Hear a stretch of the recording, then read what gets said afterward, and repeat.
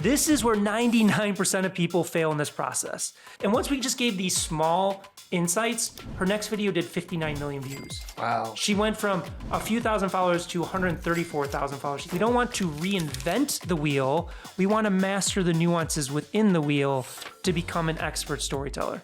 At the core of it, the foundation part of your post should be a really good, compelling story. So do you have a formula for like what makes a good story? The first place that I want people to start is... Well, I can certainly back that comment up. So if I do that video and it does well, you'll know the source of it was right here in this episode. We're gonna work together on it then. I wanna make sure that it works. I'm an insurance agent, I'm a real estate agent, I'm a nutritionist. I can't go viral. The reality is anything can go viral with the right context. So they think that formats restrict creativity, when in reality, they unlock creativity. What if you're at video 400 and you're like, I'm not making progress? 99.9% of the time, you're not being shadow banned. Unless you're an OnlyFans person or you're doing something illegal, it's just your content is not holding attention long enough. Your social media profile is not your website, and your organic content is not your ads. There is a long game to this. Now, that doesn't mean that you have to hit 1 million subscribers or 1 million followers to make a living. Brand is a force multiplier. It takes whatever you're doing, it grows it exponentially, it ramps faster, it reaches more people, and you can do it organically. You've given us a lot to process and to think about. How are we gonna get our first 1 million views? The biggest mindset shift that you can make is just...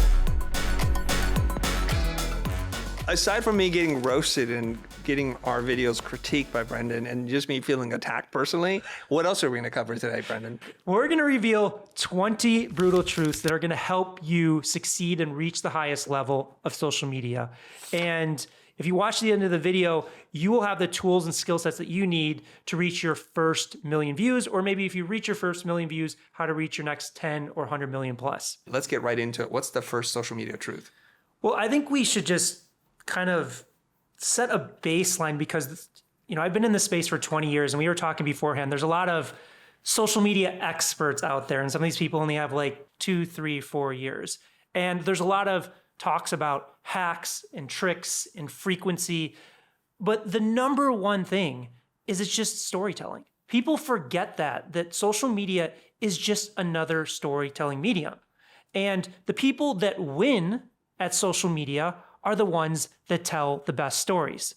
Now, as we know from doing this for decades, telling a great story is not necessarily easy, but it is simple in terms of what drives success. So I want everybody to just forget about algorithms, tricks, hacks, how many times you post, and let's just get to the core of what tells a great story. Well, I can certainly back that comment up because people ask me, like, what are you doing? I'm like, I don't know, I just write a story and I don't really care what the algorithm is doing or what the new features are because story transcends all. And you can layer on top certain, whatever the hack of the day is, but at the core of it, the foundation part of your post should be a really good, compelling story. So do you have a formula for like what makes a good story? Yeah, I think that the first place that I want people to start is people are endlessly scrolling social media. We all use social media, but we're using it more from a passive perspective. And I just want the audience to make this active creator mindset shift. Actually starting to look at content to start seeing like, oh, this has 10 million views. Like, why does that have 10 million views? Oh, this only has 1,000 views. Why does it have 1,000 views? And what I really want them to start looking at is what we call formats. And what is a format? It's a storytelling blueprint or structure that has been used repeatably over and over again. So one of the things that we created at Hookpoint is called the Hookpoint Format Finder. So let's just say that you're scrolling through TikTok or Instagram Reels and you see a video that has 10 million views. Well, you want to click on that creator's profile and go, have they used that same structure at least 5 or 10 times? Because they haven't, it's not a blueprint for success. It's either a trend or maybe they got lucky. So we really want to make that shift from passive to active to understand that there's this thing called formats. Because most people, as they're creating content, what do? Is they're just jumping to idea, to idea, to idea. They're not looking for like, what is the blueprint? So for example, I started my career in the movie industry. Now the interesting thing about the movie industry, almost every movie over the past 100 years has used the same format, and that is the 3-act structure. They don't deviate from it. Why? Because it works. Now in social media, there's hundreds of these formats. At Hook Point, we've spent 10,000 hours. To date, we have about 300 formats in our library. We hope to have about 500 by the end of the year. And I just say that because there's so many options out there. So that first step in terms of that blueprint is just making that shift to understand there are these things called blueprints, and then going through and identifying them. So what you're saying is, and this is a Jim Rohn quote, success leaves clues. When you see something that works, go and figure it out. Don't just be passively consuming, be an active learner. Look at their profile, see if they've used this multiple times, and see what the commonality is between what they're doing, and figure out what the format is. And you to date have discovered over 300 formats, and hopefully by the end of the year, 200 more that you're going to figure out, right? Yeah, and you know what the fascinating thing is about some of these formats? People think that social media is like this new and innovative thing, that it's so original. But if you look at some of the top formats and top creators, they're using storytelling structures that were invented pre-social media. So let's go through a few. Man on the Street. A lot of people use Man on the Street.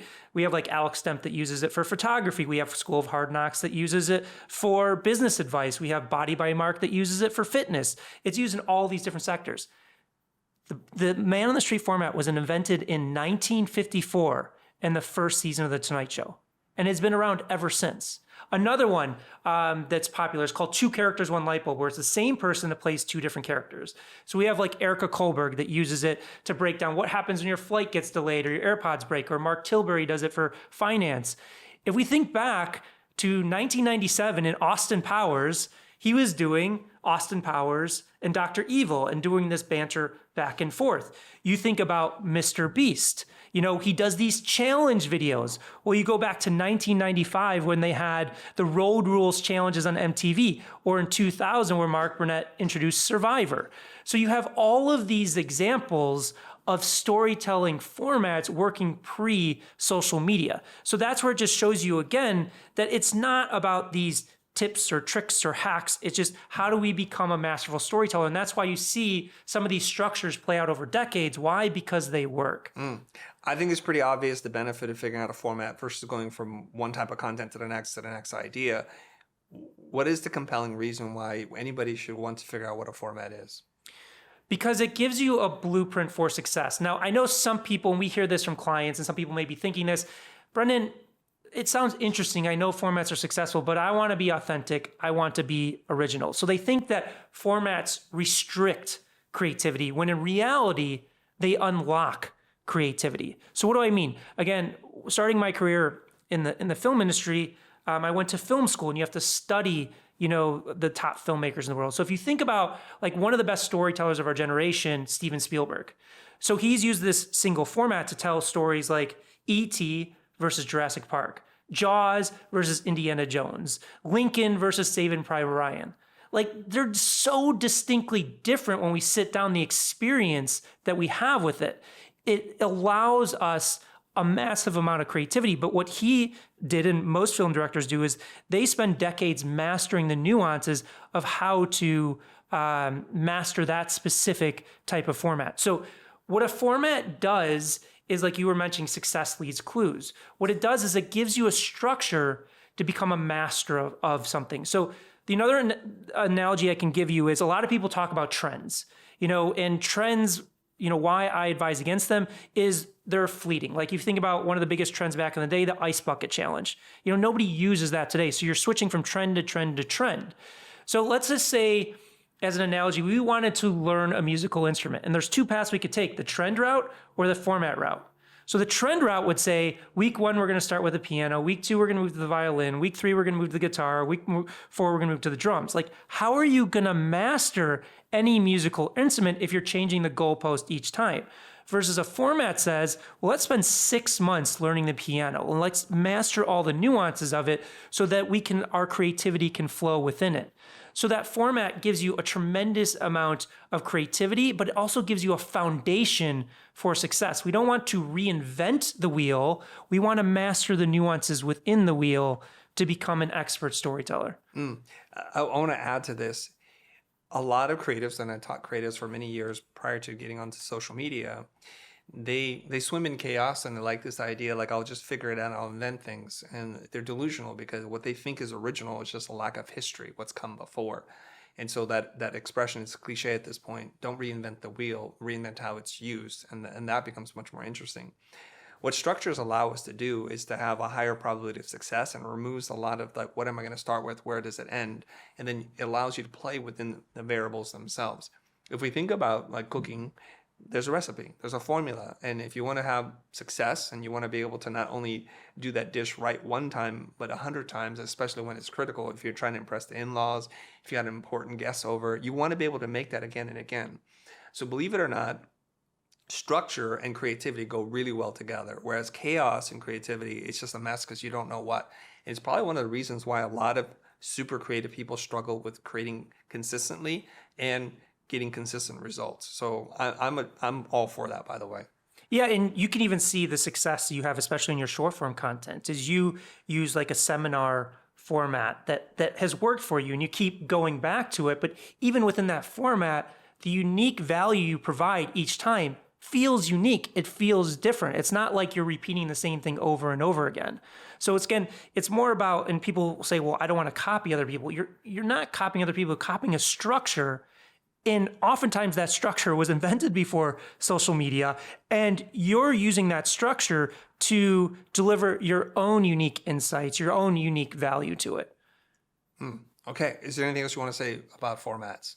No, well, so that's the step one of the process. And you talk about recipes. This is my favorite recipe. It's the recipe for success in social media, the recipe for virality. So once we kind of made that mindset shift and at least understand that formats exist and what they look like. And we talked about a few. We talked about Man on the Street. We talked about 2 characters, 1 light bulb.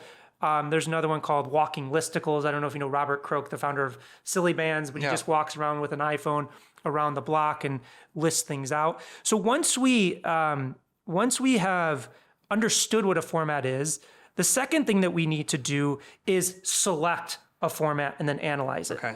So one of the 2 questions that I give clients in terms of selecting a format are very simplistic, but super critically important. The first is, what resources do you have? Social media and formats, you don't need to extend beyond your resources. I think a lot of people will tell you, well, you need a fancy camera, you need a social media manager, you need a big team or a big budget. But there's literally formats, like we work with, we worked with this hand doctor, Dr. Hernandez. Literally, she had no experience in social media, and we're just like, okay, we're gonna design a format around that. And she's just recording it on her iPhone. So I want people to start with the resources they have. You don't need to extend beyond that, because again, there's hundreds of these formats out there. And then the second question is, well, what format excites you? What, you look at it and you're like, I would love to wake up every single day and create content with this format. Because if it doesn't excite you, you're gonna burn yourself out, or that inauthenticity is gonna come off on screen. And again, there's hundreds of these formats to choose from. So don't just jump at the first one and be like, you know what? He is, generating tens of millions of views with this, so I'm gonna do it just because he's having success. That's a recipe for disaster, because you're just not gonna keep up with it. So those are 2 key questions to ask yourself. Now, once we have gone through that process, we found our format, this is where 99% of people fail in this process. They will look at the Man on the Street format, and they'll be like, oh man, that's super easy. Or they'll look at your format. Oh, he's just sitting there at a whiteboard, just writing down things. I know what he's doing. He got 50 million views on that video. I can do the same. But the reality is, you don't understand why it had success. So we need to analyze that format and study it. In the same way, when I went to film school, you have to sit down and watch classic movies, write screenplays and things of that nature. So we created a proprietary process called gold, silver, bronze. So we'll take a format, let's just take Man on the Street for right now, and we'll open up a Google spreadsheet and we'll put 5 to 10 of the high performers in that format from a single creator. In that format, it's at least 5 million views plus. That's the gold standard. Then we have the average, which is 500,000 to 1 million. We'll do 5 or 10 of those. And then 5 or 10 of the underperformers, the bronze. So once we have that, then we're going to do a cross analysis. What that means is we're going to watch the gold, the high standard ones, and then we're going to cross analyze it against the low performer, the bronze ones. And we're going to look is what is the difference? And oftentimes it is not the content, but the context. So it's like, is there a promise of value? What's the pacing? What, if it's a reaction-based thing, what are the reactions of the person you're interacting with? What are the title cards? What are the captions? These small nuances that make up the telling of the story. Because if you don't take that process, you don't really understand, well, what drives success, but more importantly, what detracts from success. Because without doing that analysis, maybe you hit it once, but you won't be able to repeat it. So again, step 2 of the recipe is how to choose your format and then making sure that you analyze it. I get nervous every time I talk to you because I keep thinking about a content triangle. We're bouncing from things to things. We have more bronzes than silvers, and every once in a while we get a gold. So I feel so called out right now. Well, we'll do a little bit of exercise at the end. We'll compare some of your golds and bronzes. So here's what we're going to do. We're going to tease this. If you make it to the end of the video, you'll get to see Brendan roast me or give me it's not going to be a roast. It's not going to be okay. It's not going to, because again, like that's the thing about this process. This process is never about getting down about something not working. It's about learning from it. Yeah, I agree with you, by the way. But the kids like to hear me get roasted. Okay. Are we ready to move on to the next thing? Okay. So is it now we're on point 2? So that was point 2. Oh, that was point 2. That was point 2. So point 3 is now we come up with the ideas. It's the ideation phase. So where do most people start with social media? Well, they just come up with ideas. Well, why does coming up with ideas first typically lead to lack of success? Well, one, there's no format in mind. So you're just coming up with ideas. There's no format or structure that you're putting that idea into. And number 2 is if you're going from idea to idea, how are you going to master storytelling? It's like the analogy we just talked about with learning a musical instrument. If we're changing the goalpost and changing from instrument to instrument to instrument, how do we ever get good? So once we have a format, it becomes the vehicle for ideas. So to give you an example, we worked with an amazing guy. His name's Tanner Leatherstein, with a leather expert, and he has a fascinating story. Is that his name? No, it's not. It's not his real name. I knew it. But it's too good of a name too for it to be real. It's amazing. But like he has an amazing story. At age 9, he created his first leather jacket. Like he just loves leather goods. But before coming to us, he was struggling with social media because he was doing like everybody else. He was just creating ads to promote his products. Yeah. So we helped him design a format called Is It Worth It? Where he'll take, very expensive handbags, like $3,000 Chanel handbag. He actually buys these things. He pays for it with his own money, deconstructs it on screen and tells you whether it's worth the money you have for it. So we have this container, this format of Is It Worth It? Now that we have this format, high performing ideas are super easy. So one week it's a Chanel handbag. The next week it's Louis Vuitton shoes. The next it's a Prada handbag.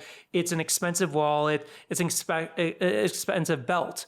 You have this container that makes it super easy to find high performing ideas because it's vetted through this structure to the point where like he didn't even really feel comfortable being on camera.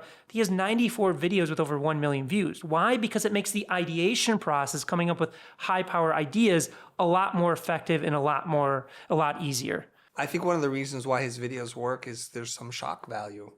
These are coveted objects that he takes. So somebody's like probably having a fit just watching him rip these things apart. He scrapes the coating. He sets them on fire. He's just pushing and pulling every little thing. Then he goes into like the cost, the material cost, the finishes, the trim, and then the labor cost to make a point. Like when you buy this thing, you're not buying it because it's this value. You're buying it because of some other reason, which he doesn't get into, but there's shock value there. If you're watching that, or if you're listening to this right now and you're thinking to yourself, well, how does a guy afford to buy $2,000 to $3,000 worth of bags for each video and then to be able to do this sustainably? Do you have an answer for that? Yeah, so it's a great question. In one of the things, and I'll just insert this brutal truth into social media because most people don't get it. Your social media profile is not your website, and your organic content is not your ads. People do not log on to social media to see you sell things. So what Tanner is doing through that format is he's building a strong relationship with them. He's getting people to know, like, and trust him. And because the format is so high performing, where he has 94 of these videos with over 1 million views, he has a bunch over 10 million views. He's getting so much exposure on him as an individual, building that relationship, building that trust, that they ultimately want to take that next step with him. So if you watch his content, there's no calls to action. There's no visit the website. He just has a link in his bio. And before this format, he would pay per every click going to his website. He was generating 10,000 visitors. After this, he was generating 100,000 visitors a plus organically. And his most expensive products, the ones that were handcrafted, would sell out. So I'm not suggesting that every person goes out there and buys a $5,000 handbag or piece of equipment and deconstruct it. Again, match the resources to where you're at. But he has a fundamental business model behind it that he understands that translates into people that want to buy from him. Again, you can look at like Mr. Beast, where he'll spend $5 million, $10 million on a video. Again, we're not recommending that people do that, but he has an underlying business model that he has proven out over time. It's not like Tanner or Mr. Beast started at that point. They just built into it and knew that they got a positive ROI from it. I thought the answer was going to be because social media rewards them financially so that they have a positive return on that investment. So if they spend $3,000, TikTok or Instagram might pay them $5,000, and so they can just keep doing this infinitely. But there's the real business, the business behind all the social is he makes bags that you can buy. Yes. Mr. Beast's model is he actually makes more money in ad revenue and sponsors than he spends on making the videos, right? That's what I understand. So that's a really great point. Mr. Beast hit a saturation point where he was generating so many views that a sponsor couldn't underwrite it. For the value that he was providing, he wasn't getting enough return out of it. So that's where he started building his own companies. Like he built Beast Burger was the first one. Feastables is like the fastest selling chocolate bar in the world now. I think it's projected this year to do 500 million in revenue. So it hit a saturation point. And this is another kind of brutal truth I talk people through, because you bring up a really valid point that we get asked a lot is like, well, what is the true ROI of social media? Like if I'm going to invest my time or energy into social media, if I'm going to hire a social media manager, if I'm going to hire Brendan or Hookpoint, like what is my return on going to be? The reality is the return is the size of your vision. How big can your business scale? Like I'll give you an example. I don't know if you know Michelle Phan, but she was one of the original beauty influencers. Yeah, I remember. A friend of mine. Yeah. Okay. Yeah. So she's an amazing, brilliant woman. She started in YouTube in 2007. And she got in very early, and where most people saw it as like a novelty of YouTube, because it was still like karaoke videos and cat videos. She's like, no, like the people of the future that are going to lead industries are the people that have the largest audience. So I'm going to invest into it. And she was very successful. She built millions of subscribers, millions of views. But instead of just doing what most beauty influencers do, which is do brand deals, she's like, no, I'm going to do something bigger. So she founded a company called Ipsy with a few of her friends, which was a quarterly subscription box and community where they would deliver beauty samples to you. In the first 3 years, it ramped to 120 million in revenue. At one point, it was valued at 800 million in revenue. Then from there, L'Oreal was like, we see the value you're creating. We want to partner with you, not give you a brand deal to create a brand new cosmetics line from scratch. Now, before this, L'Oreal had never done that. The only brand they created was L'Oreal. They would just acquire businesses. So where most people get stuck in a kind of short-term mindset of like, well, what is my ROI going to be from AdSense or ad revenue or my next client or brand deal? Like the reality is social media is a platform for creating something truly extraordinary. And your ROI, your true ROI, is as big as you can humanly think, as big as possible. Drigo, I don't know about you, but I'm feeling even more called out. We're only on brutal truth number 3. What Brendan is saying is, if you're too cheap to pay for this stuff, it means you have a really small vision. That's what you're saying. It is, but it's also, it's like, if you want a small vision, that's fine. I'm not telling people you have to have a large vision. I'm just saying. What are you talking about? I don't know where to go with this. Well, in Brutal Truth 3, and I don't know if I can make it to number 20, you guys. I just feel so called out right now. Okay, let's get into this, right? So here's the thing. We've been speaking to some people recently. One person in particular is Dan Martell, who's only in the last couple of years has grown his social media presence. And he said something at the dinner table. He said, what I've come to realize is, as much as I was against all this stuff, brand is a force multiplier. It takes whatever you're doing, it grows it exponentially. It ramps faster, it reaches more people, and you can do it organically.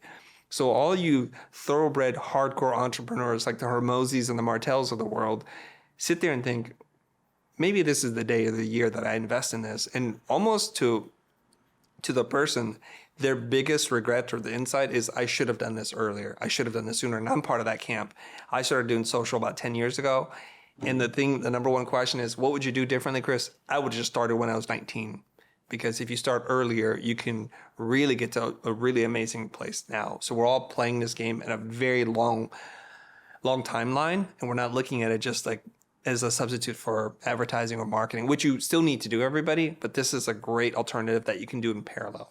Well, I think that, and I want to pull up, because I did some research on it, because I think it plays to what you were saying of kind of the mindset going into, and this is kind of like another brutal truth, is like, how long does it take to get to 1 million subscribers on YouTube? So the average is 492 videos. On the low end, it's 123. The highest is 1,600. Now, if you would ask, a lot of people that have scaled their audience that it would take that long, there'd be a good percentage of them that would just probably like give up or quit. So like, to your point, there is a long game to this. Now, that doesn't mean that you have to hit 1 million subscribers or 1 million followers to make a living, to build, revenue, to sustain yourself, to do whatever you want. But it's just to kind of have that mindset shift of like, I think people see like a Mr. Beast and they don't realize, well, he started, 10 years ago at 12 years old in his bedroom. You started 10 years ago. I started, I don't even know when I started, 7 or 8 years ago on content. So I'm laughing. The way you set that up, you're like, you started 10 years ago and you're already 45 years old. I was like, God dang it, you're going to call me out on that too, Brendan. He woke up this morning, he chose violence, everybody. I thought we were going to have a friendly conversation. This is another, holy cow. But this is another secret that another brutal truth of social media. You need tension in your videos. And we're creating this tension. Why is it only directed at one direction here? You can direct it back. Holy cow. Okay, I don't do that to my guests. I thought we were better friends. Okay, wait. I'm a true friend. Yes, you are. We're pushing each other. What is it? Friends will stab you in front, true friends will stab you in the back or something. No, I got that the wrong way. Yeah, fake friends stab you in the back. True friends just go straight into the face. Okay, look. I don't know the exact number. Did you say 492? What was that number? Yeah, it's 492 videos on average. Okay, so on average, on YouTube, to get to 1 million subs, because that's a pretty important threshold to break, it's going to take you 492 videos. We don't want to worry about the outliers, the ones who takes a really long time and the ones who get there really fast. Let's just look at averages, 492 videos. I want to reference something by Seth Godin, The Dip. The dip is like, there's this thing where it's fun in the beginning. You get a lot of followers and attraction, attention and energy and return on investment. Then you go into the cul-de-sac or whatever, and it starts to get harder and harder. And it feels like you're putting a lot of work and not getting a lot of results. And then you get into the valley, the dip. This is where most people quit. I'm just saying this to everybody. What if you're at video 400 and you're like, I'm not making progress? It could be 92 more videos where you actually have that breakthrough. The question I have to throw at you is, what do you think happens in creating almost 500 pieces of content that allows you to get to that breakthrough? It's pure learning. So I'll give you another kind of brutal truth that plays into this. And it's, what is one thing that people don't know about Mr. Beast? Because everybody looks at Mr. Beast today and they're like, oh yeah, he's just spending 5 to 10 million on a video. It's easy to have that level of success. Right. But the reality, when he first started out, he was going to university and he's like, you know what, I'm quitting. Like, I love YouTube. I just want to create YouTube videos. And it wasn't an easy decision because his mom kicked him out of the house. She's like, if you want to do this, then you're going on your own and you're going to support yourself. So when he did and made that decision, he got 3 other YouTubers who were college dropouts, and they spent 1,000 days straight, 8 hours a day on Skype, breaking down every single nuance about YouTube videos. Like, they would look at 1,000 thumbnails. They would look at, the first 3 seconds, captions, title cards, and things of all these small nuances. So even if you're at 50 videos, because because we work with clients all the time where it doesn't necessarily need to take 400, 500 videos. But if you're at 100, 200, 300, 400, 500 or beyond, and you're not seeing success, well, I would take a step back and say, well, what are you learning with each video? How are you becoming a better storyteller? How many other creators have you studied to understand what makes them successful? That is the biggest contributing factor. And like I had the luck of actually going to film school, where I wanted to be a movie producer, but even going in being a movie producer, they make you take acting classes. They make you take directing, editing. They make you write a screenplay. Why? Because you need to understand all of these elements that go into making a movie. It's not just one thing. And the same thing applies to social media. And I think it gets lost because social media is a relatively new thing. And I think the downside of social media is anybody can pull out their phone, click record, and post something. So what does that mean? Not a lot of thought goes into it. Now there's a massive upside in terms of it democratizing communication to the masses. But because it becomes so easy, I think it forces a lot of people not to put a tremendous amount of thought into it. So step 3 is ideation, coming up with ideas. Step 4 is one video at a time.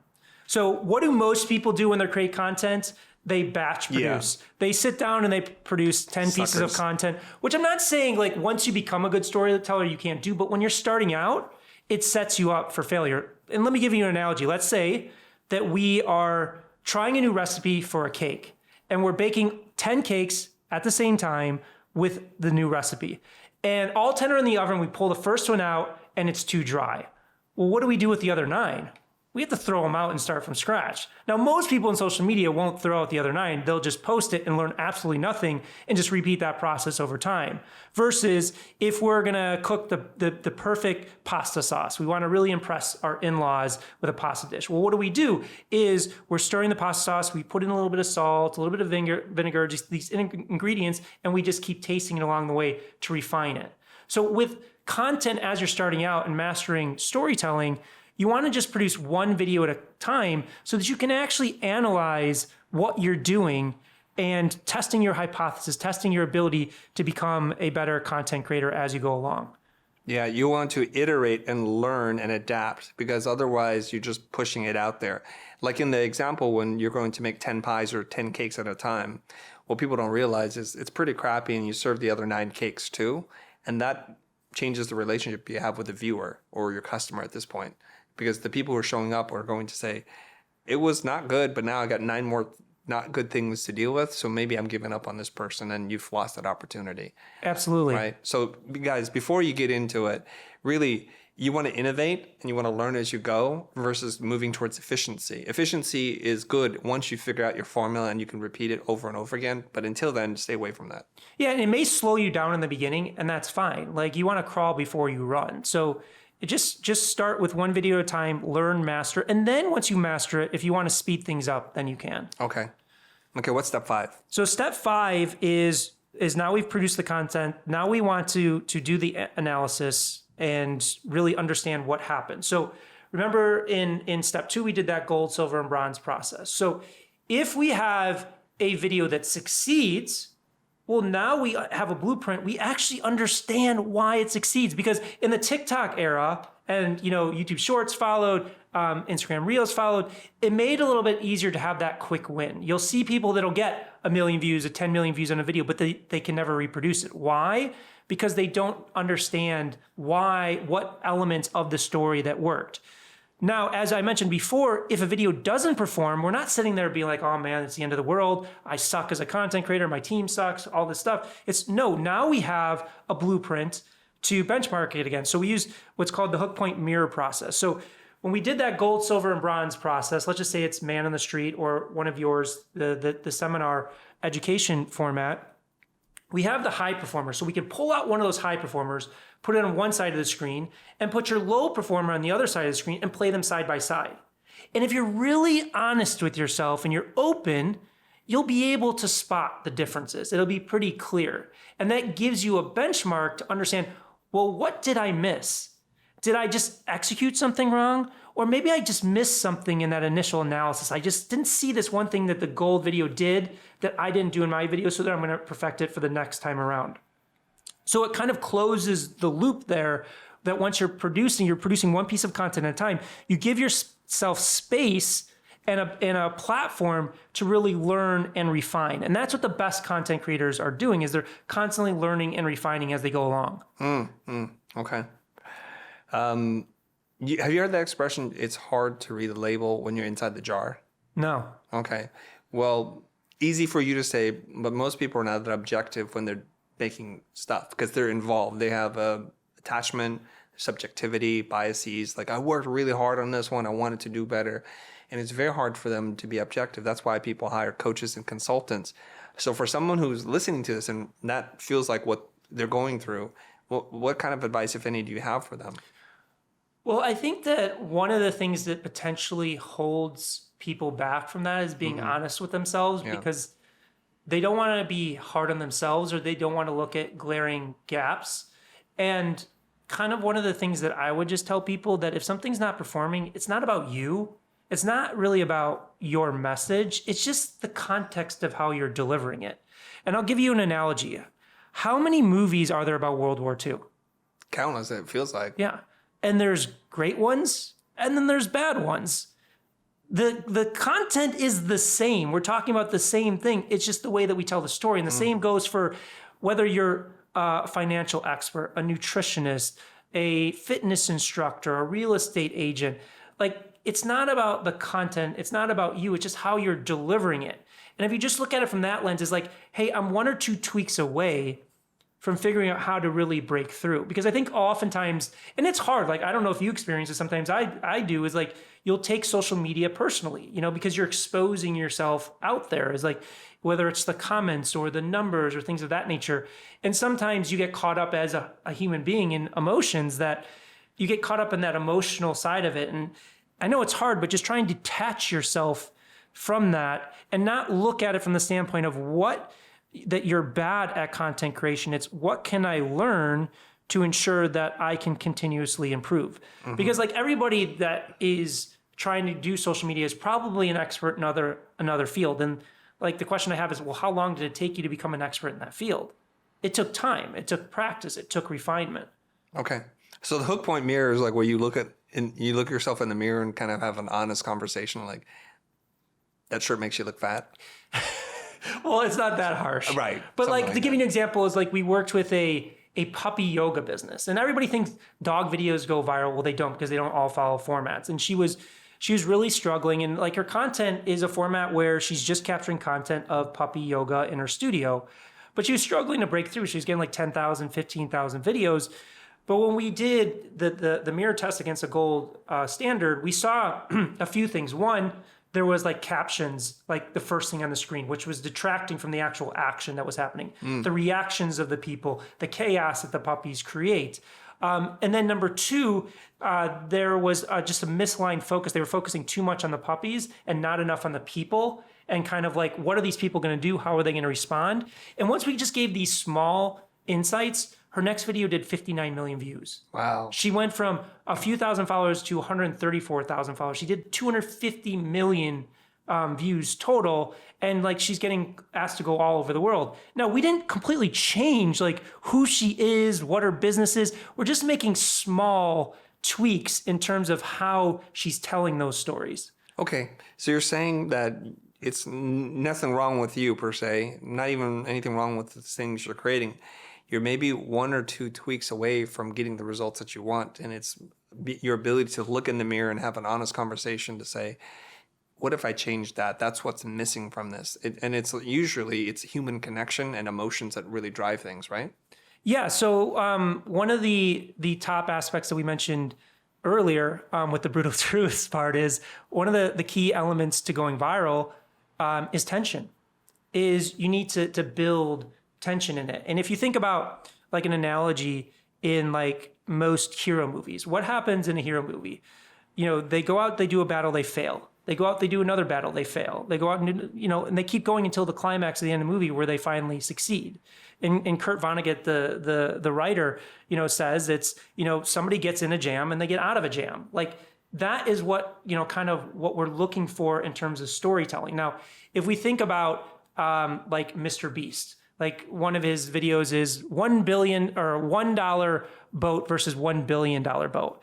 There's added tension with each boat that you go through. Or you look at like Mark Rober, who is a former NASA engineer, and he does like, I'm going to make a pool out of Jello. Like, well, he doesn't start at the end results. He's building that anticipation. Or if you think about Man on the Street, like why does Man on the Street work is because there's this initial thing, you're approaching this random stranger, like what's going to happen? How is this person going to respond? And a lot of this stuff happens on a subconscious level, but there needs to be that inherent kind of tension throughout of that ebbs and flows, even if it's in like a 60-second video, because if it's just monotone or flat, it's going to fail. And you just think about like that one person you know in the office or that one friend of yours that just has that monotone thing where it's like almost difficult to stay awake during the conversation. It's the same thing with social media content. Yeah, that one friend who has that monotone voice. Who could that be? I don't know.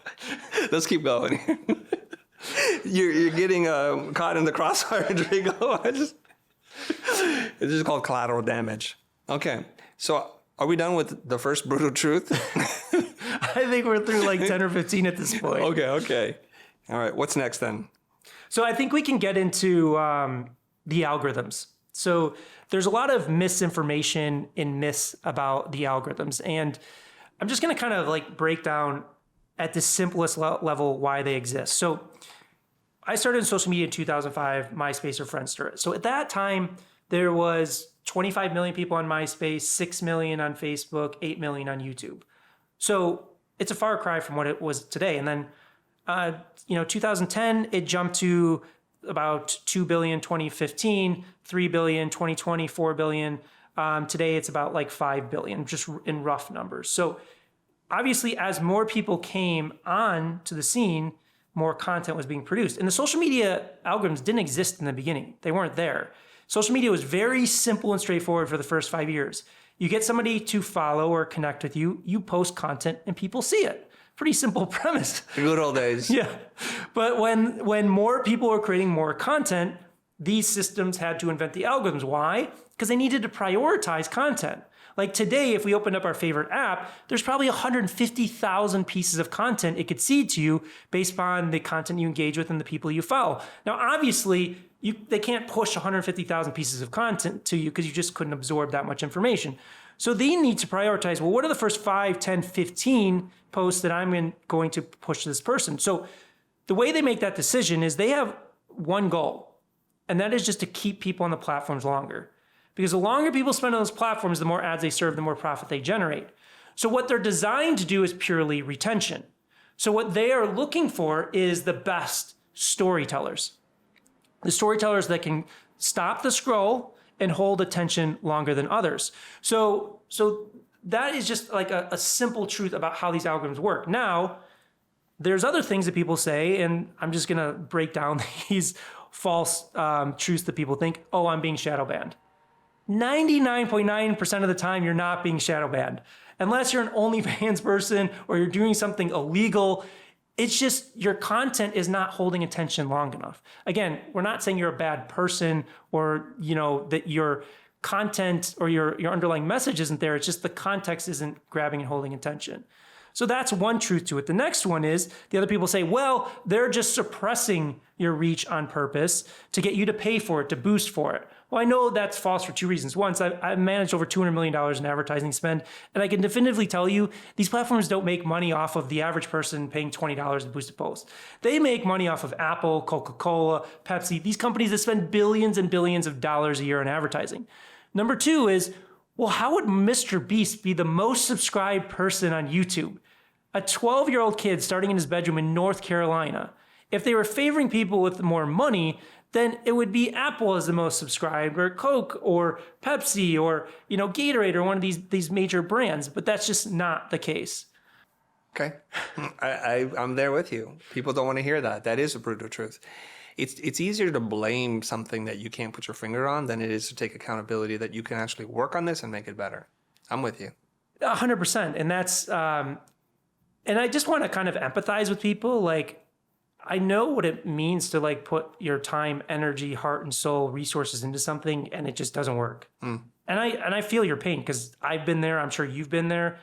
But the reality is, it's not these external factors that are driving that down. It's just your ability to be a great storyteller. Now, the hope that I give people is everything that we're talking about today, 99% of the content creators out there are not doing this. Yeah. So if you just start integrating even just like 10% of this, it's going to put you ahead of everybody else. Yeah. I don't like the way you looked at me. When you said, I know you're paying that. Why don't you look at the camera when you say that? Why you look at me? Like, I'm not in pain right now. Okay, what Brendan is saying, and I'm quoting here directly, that if you think you're shadow banned, the reality is your content sucks. And he said that. No, he didn't say that. Brendan's saying there's a very low likelihood that you're being shadow banned. It's just you need to learn how to use the right context to capture attention. Yeah, right? Absolutely. Okay. So another kind of thing that we get asked a lot that is a really truth to confront is, well, Brendan, it's going viral. Okay, I don't really care. I just want to grow my business. And it's a valid question. It's a valid point. So when I think about the term virality, which is it's thrown out a lot, you know, and there's a lot of, I would say, definitions of it. And for my definition and what we do at Hook Point, it's not necessarily the number of views, it's the impact that you're having. So the reality is, what is the impact that you're looking for on your business? First off, I would never tell somebody to do something that has nothing to do with their business just for the sake of going viral. Like, it has to correlate to your business, your goals and objectives. Otherwise, it's a waste of time. It's not going to translate into anything. But beyond that, for some people, 10,000 views is enough. And they can, generate a lot of business. For other people, it's hundreds of thousands. Others, it's millions, tens of millions, hundreds of millions. I honestly don't care about the size. I care about, again, that foundation. What is the size of your vision? And how are you actually going to capitalize off that attention? Because I'm sure you and I know people that have millions of followers or subscribers that maybe make 6 figures. And we probably know people less than that are making 7, 8 figures. So it's not necessarily the size of your audience, it's what you do with the size of the audience that counts. So how does virality and getting exposure drive a correlation to business? So one of the first things that we have to look at is, well, what causes virality? And it's another kind of truth that I'll intertwine into this is like, is my business sexy enough? Like, I'm an insurance agent, I'm a real estate agent, I'm a nutritionist. I can't go viral. I'm a tax accountant. That doesn't go viral. The reality is anything can go viral with the right context. But how do you actually do that? How do you actually achieve that? Well, most people are creating content from the old paradigm that was created pre-social media. And I'm talking specifically organic social. And the old paradigm tells you create a niche message or a niche piece of content with a niche audience. Now, obviously, as business owners, we want to communicate to that niche because they pay our bills.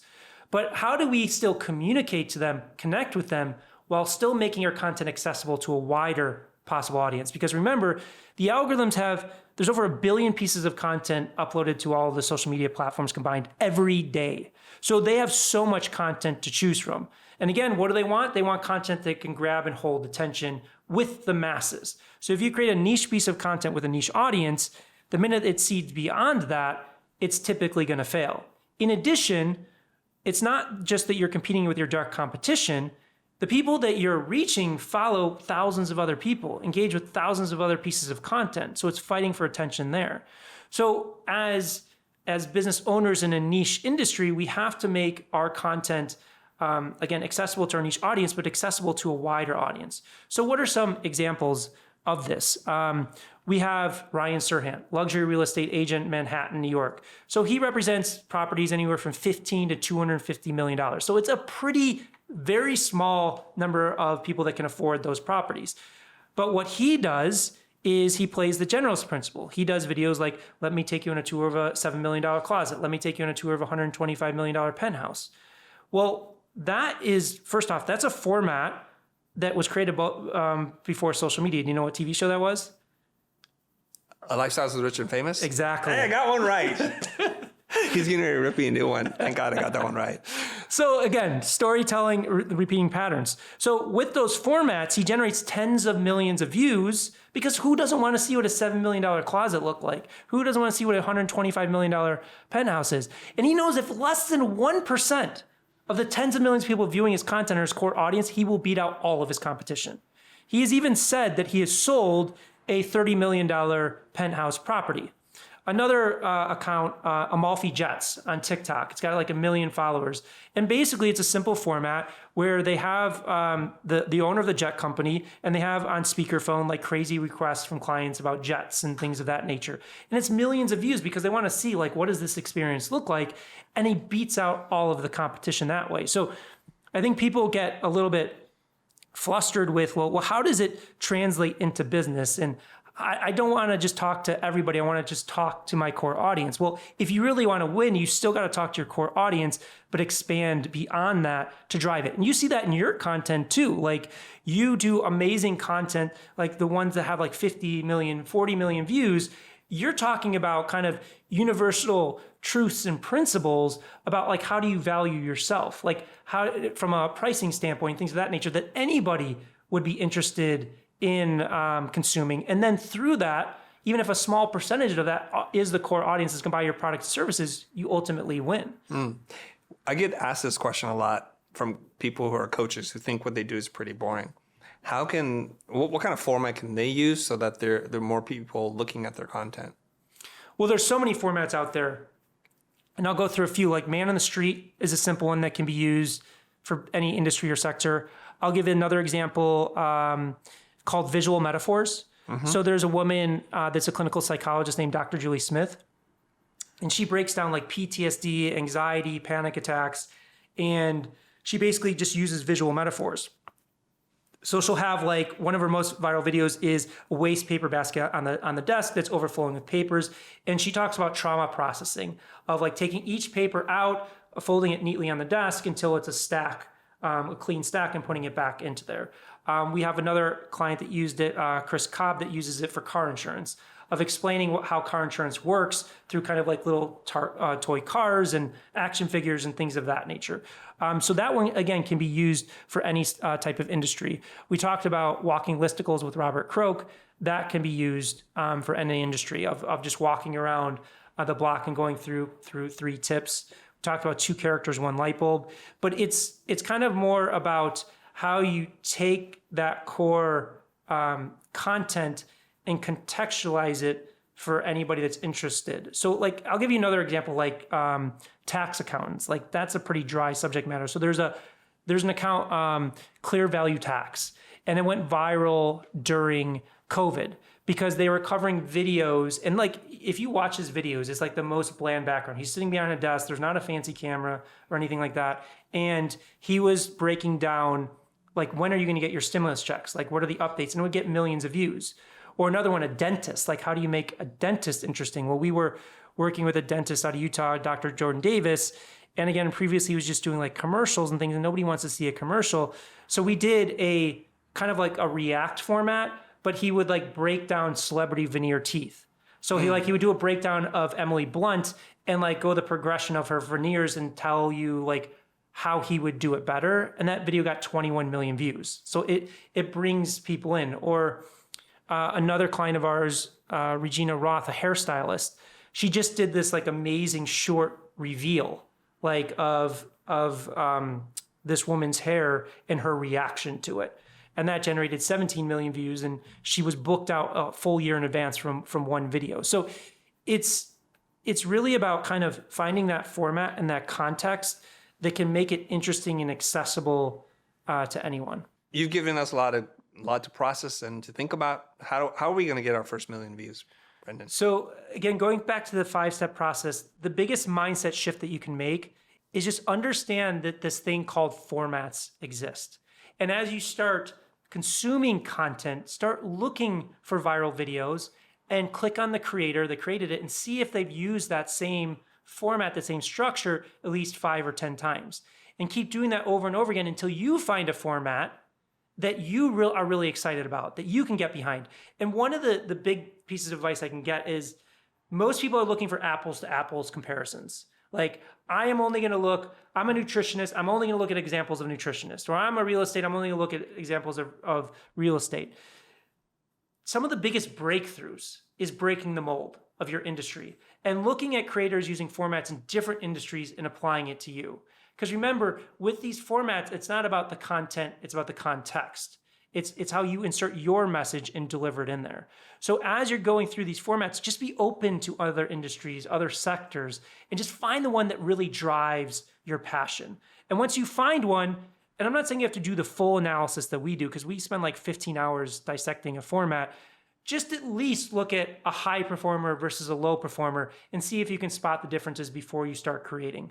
And if you do that, if you follow that process, you are well on your way to your first 1 million views. I just want to take a moment to caution people. If you're in the real estate industry, don't copy other real estate professionals because you'll just be seen as a copycat. Nobody wants that. I'm going to butcher the quote. I think it's Picasso who said something like, the secret to originality is your ability to hide your sources. So when you go outside, when you are influenced by, like if you're in cinema, be inspired by music or be inspired by plays, not other directors directing the same genre of film that you are, because you'll just be the poor person's version of that. Just want to warn you all. Okay? Absolutely. Yeah. Cool. Now, what do I need to do to go viral? Now, I'm going to ask you some questions, okay? Let's do it. All right. I want to do man on the street. What would work for me? Because now I have Drigo here and we can go on the street and But pass do you music. want to do man on the street? Because I can just tell you I tested it and I didn't like it. Humor me. Let's pretend I really want to be man on the street. What can we Okay. do that's more interactive? I'll tell you why. Okay, earlier, you have to go back to that part. You talked about looking at your resources, and on the other side of resources are your constraints, right? Like what tools do you have? What time do you have? Work within that. That's a great place to be a springboard for creativity. But your resources could be like, what skills do you have? I feel like I'm pretty good at thinking on my feet. Yeah. I'm a pretend stand-up comic, and I want to see what I can do in real time. We did a lot of research on Man on the Street. I think we've done 10 research projects. One thing specifically for you that I'll just point out that I think would be really helpful is understanding the difference of who the star of the Man on the Street is. So if you look at Simon Squibb, he is the star of Man on the Street. But if you look at like School of Hard Knocks, and I love what they've done, don't get me wrong, I'm not knocking them in any way, but he's not the star of it. So if you're trying to build a personal brand around Man on the Street, like in School of Hard Knocks, he's just asking the other person questions. Right. He's not the authority leader. The other person's the authority leader versus the way that I'm thinking you want to approach is you want to be the authority leader. So you have to set up the interaction from that standpoint. So, sorry, but what are your most viral short videos? This is a leading question. You already know the answer to this. Yeah, but- I'll answer. Yes. The most viral short videos that we've made are usually in a workshop format. There's a whiteboard and there's a heated topic that really riles people up emotionally. And you can actually be on either side of the argument and still feel like you're still right. So the logo pricing one is the most high producing video we've ever made. But, and correct me if I'm wrong, most of the underlying subject matter and themes is how you value yourself. Yes, that's the underlying thing. Yeah. Because money, what you charge is an extension of how you see yourself in terms of your value. So to me, that was one of the first places I would start is underlying themes of how you value yourself, is interacting with people in a way that determines how much do they charge for their value of their time. It doesn't necessarily be that literal, but along the lines of what you've seen in terms of that interaction in that seminar type environment, because it's just interacting with other people and breaking down this misconception of kind of like how people perceive themselves, how they perceive value, how they perceive pricing, how they perceive charging, which again, all comes down to one fundamental thing is like, how do you kind of value yourself? So it could be, I don't know if you've seen Caleb Simpson. He does Man on the Street, but he asks people how much they charge for rent and then asks them to do like a home tour. So just one idea is like, how much do you charge an hour? And like getting into like, well, why do you only charge that? And kind of, you want to have this paradigm shift. And you see this happen with Simon Squibb. And like, he has the biggest, like kind of easy universal one. And we would need to think through what is that universal is like, what is your dream? Yeah. Like everybody has a dream. Not everybody kind of charges by the hour, but kind of that concept of like, how do we ask a question that gets to the underlying thing of how they value themselves? And then through that, you can coach them through that experience to have that like that. mindset shift. Okay.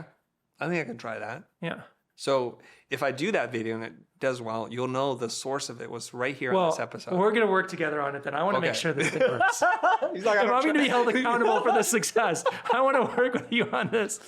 There's a lot of steps, Drigo. You're just reading slightly below the layer there. He's saying, I don't trust you enough to do No, this I don't on want to be your on the own." line for... No, I was just giving you credit. I was saying if it works, it's going to be Brendan. I was No, going to it's say not if it if doesn't it's going to work. It's going to work. It's going to work. Okay, so where can this go wrong? And let's work on that. There's a few areas it can go wrong. Number one, it relies heavily on the person that you're interacting with Right. and the reactions of that person. So if you are interacting with somebody, you need to have that, and this is a big part of kind of the way that we're thinking about, there needs to be that aha light bulb moment. And you need to be able to capture that aha light bulb moment, because if you don't, it's just going to fall flat. Right. Number two is it has to have that generalist principle, universal appeal of getting down to something. And I'm not saying that you would do this, but like, how much would you charge me to design a logo versus, what is your hourly rate? Or like, I want to hire you, how much are you going to charge me for an hour type conversation? Yeah. But a lot of it is really choosing the right person, that personality, and capturing that aha light bulb moment. I imagine that to be just an issue of tonnage. You got to go through a bunch of people, and then that's the one. That's the reason I didn't like it. It's because my personality. I'm not extroverted. So like just going up to a bunch of random people, like for Simon, his personality. Like he's primed for that. Like if you can do man on the street, like there is a massive amount of potential with it. It's just like you said, like I think he goes through like 60 people and he gets like 2 or 3 clips out of it. Yeah. From a personality standpoint, it just takes a toll on you if you don't have the right personality structure for it. Okay. That's too much extroverted energy for you? Yeah. All right. Let's try it right here. Hey, excuse me. Can you tell me how much you charge an hour? Why are you asking me that? Why should I tell you? I'm trying to figure out what people charge because I'd like to hire you. Hire me for what? Whatever it is that you do. Why are you being such a difficult prick is what I want to know. But hold on a second. Yeah, I'm this good. Is another part. You. Tension Yeah. is another part of it. He's doing this on purpose? Yes. Okay. I charge $25 an hour. And what do you do for $25 an hour? I do graphic design. Anything specific? I design websites. Okay. So why not $50 an hour or why not $10 an hour? How'd you arrive at 25? I think it's probably too much for people to pay from my experience. And do you have evidence that had led you to this conclusion? No. So what are you basing your beliefs on? Honestly, I don't know. What if I told you there are a lot of people who are just like you, who are charging 10 times more than you and happily doing it with happy customers? How would you respond to that? I would ask, how do I do that? Great. Let's have a conversation. Okay, let's do it. All right. That's the episode. That's going to get 4 views. But the important thing is, I want to point out tension is a big thing. Yes. Like you will see, like we saw this with Alex Stemp when we did some work with him, like sometimes he would put a rejection in before somebody that stops. So you'll put in like somebody that says, no, I don't want to talk. And then it goes into the success part of it. I like those. In fact, when I look at Simon's Instagram account, I see that some of the more popular videos are when they turn him down. Because I think it's just riling up a lot of emotions. There's one video where he offered $10,000 to pay a woman to stop vaping. She thinks about it and she goes, no, I don't want it. And it was incredible. Like, what are you doing? Take the money. Yeah. I mean, not vape for a day or two. And he does it with books too. Like, I'll pay you. I saw that. Yeah. Yeah. Because again, it just goes back to the tension part of it. We don't want something that's monotone or flat. There needs to be some unpredictability about it. And again, a lot of this stuff happens on a subconscious level, and automatically with man on the street, there is this initial subconscious, like what is going to happen? What is going to happen? That hooks people in. Now you need to continuously hook them throughout to make sure that they stick around. Yeah, I like that. Hey, do me a favor, everybody. If you saw that short, how many views do you think that would get? Put it in the comments below. And then secondly, what do you think about this format? Do you think I should try this? And if you do, let me know in the comments and I'll go out there and try it. Just say, Chris, go for it. Okay? I think I want to see it. Okay. Well, we'll chop this one up. It'll be the 4 of us or the 3 of us in this room, like watching it 4 times, and that'll be 12 views. Okay. Cool. I like it. I can do that. Now, it's interesting that you say this because I was going to do a series telling people how much I think their work is worth. So And how that's would that that's work? different. Okay, it's like basically send me a description of what you do, a video, and show me a little bit of your work and what you charge, and I'll tell you if you're worth it or not, And based on how my experience. and how would that look visually? It'll be probably the first couple of clips. The first few seconds would be them saying, "Oh, I do da da da, and this is my work, and this is what I charge an hour." And then I would go through it, and then I would respond to that. But they would be submitting video clips. They would be tagging me on social and saying, "Tag me," and using a hashtag. How much am I worth? So it's gonna heavily depend on the video of the person submitting it, because it's kind of like a reaction. Partially, yeah. It's kind of like a reaction video, and reaction videos are highly, highly, highly dependent on the video that you're reacting to. Okay. But Right. another That was a dead good end. format that I think you could test, that I think would be good for what you do, is tips on the move. Have you seen Mark Tilbury do that? No. Where he'll basically just break down tips going from location to location to location. Okay. So it's just kind of like this movement and kind of this visual cue to kind of what you're talking about that does extremely well. And it's less intensive than like Man on the Street because it's very structured and scripted. How does it work? Tips on the move. What kind of tips is he giving? We can look at one All if right. you want. Yeah. So like here's another example. If you're really a millionaire, sell me this pen. Okay, do you need a pen? Nah, not right now. Well, why would I sell you this pen then? Because I want to see if you're really a millionaire, duh. Look, lots of people make a quick buck selling rubbish to people that don't need it. Real wealth comes from selling something of value to people that actually need it. Oh, whatever then, give me my pen back. That'd be $5 then. If you're really a millionaire, That's a good twist at the end there. That one's not really that, Yeah. but it's, you see that in that environment. But Yeah. here's another one. 10 years to learn this, but I'll teach it to you in less than 1 minute. To become rich, you need multiple income streams.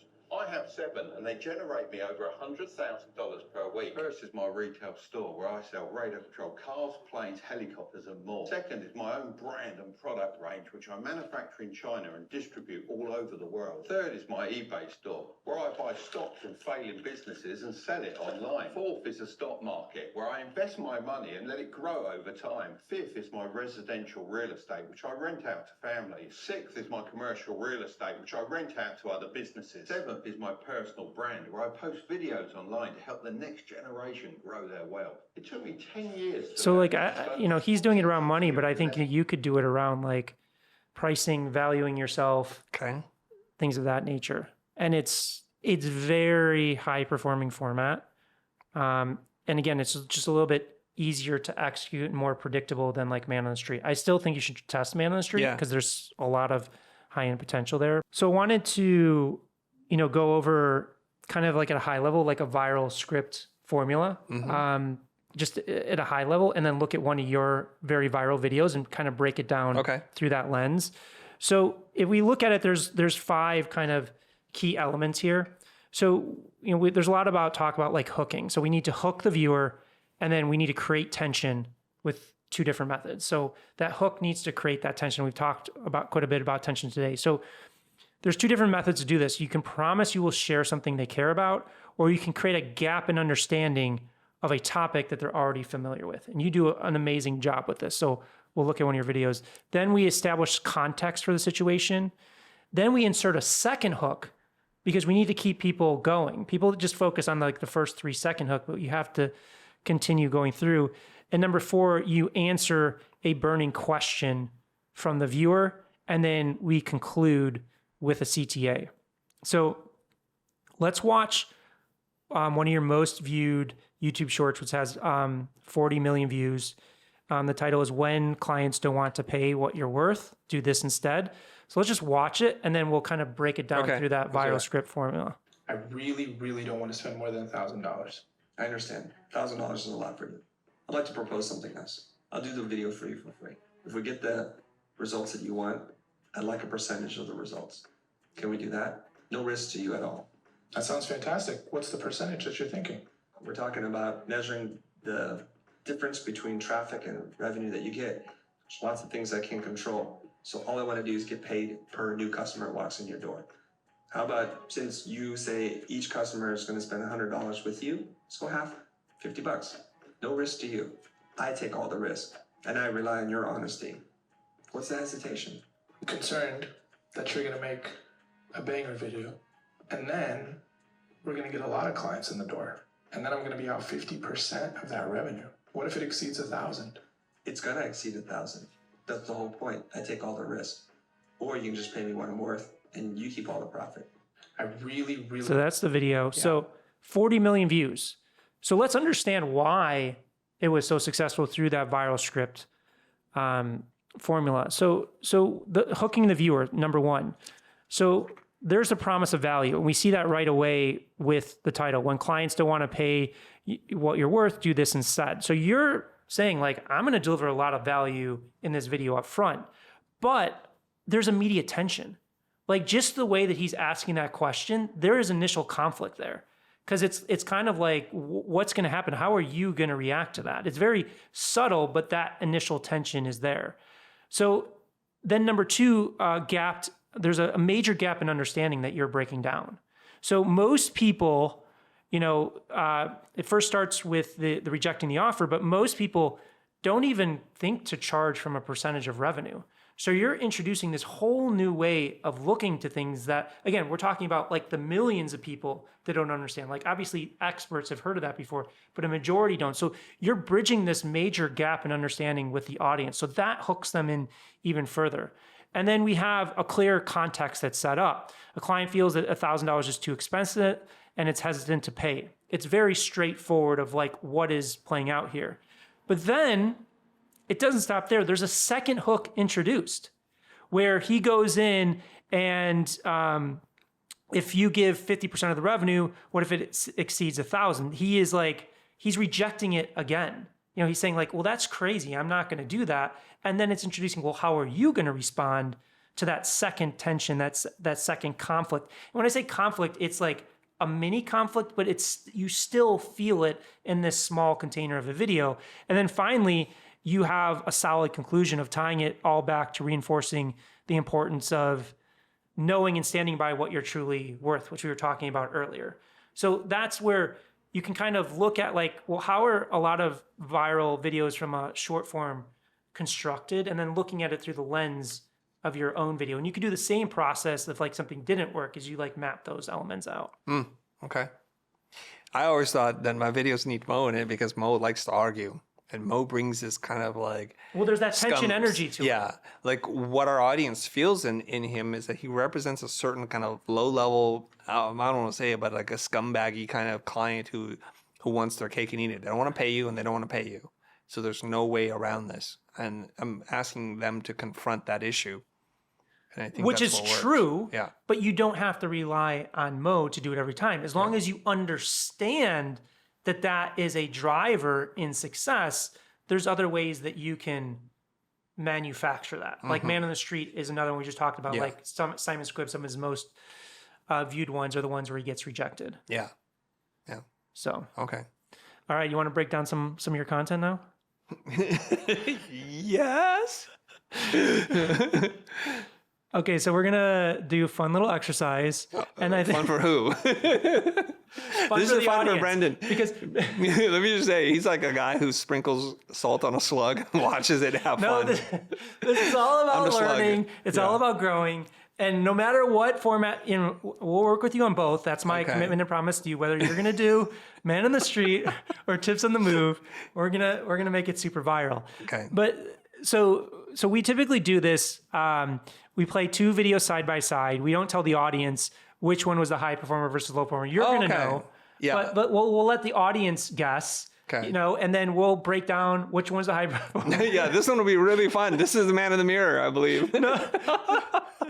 We'll break down which, how many views they did Yeah. and why. So Okay. so Let's do it. let's watch the first one.